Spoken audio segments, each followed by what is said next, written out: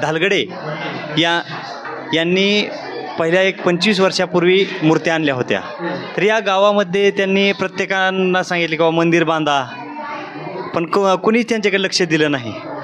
इथं एक उखंड्यासारखी जागा होती, ह्या उखंड्यासारख्या जागेवर त्यांनी बरेच दिवस तिथं सेवा केली त्या देवाची, आणि भगवंताकडे त्या लीन झाल्या, त्या राहिल्या नाहीत। परंतु असं झालं की काही दिवसांना आमच्याकडे हे सर्व काही आलं।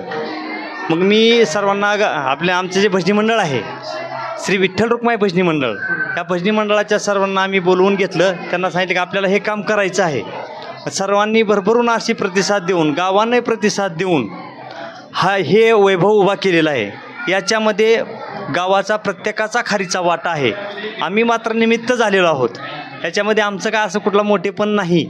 हा सगळा जो काही हे जे वैभव उभा दिसतंय, हे सगळं गावामुळे झालेलं आहे।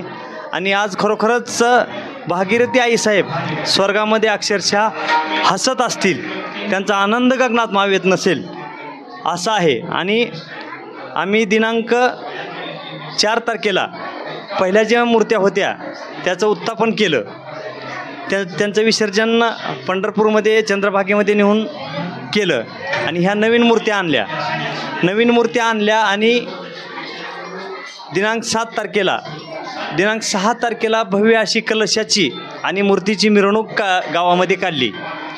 7 तारखेला प्राणप्रतिष्ठा आणि मूर्तिस्थापना झाली, व आज दिनांक 9 तारखेला हा कलशारोहणाचा कार्यक्रम संपन्न होत आहे।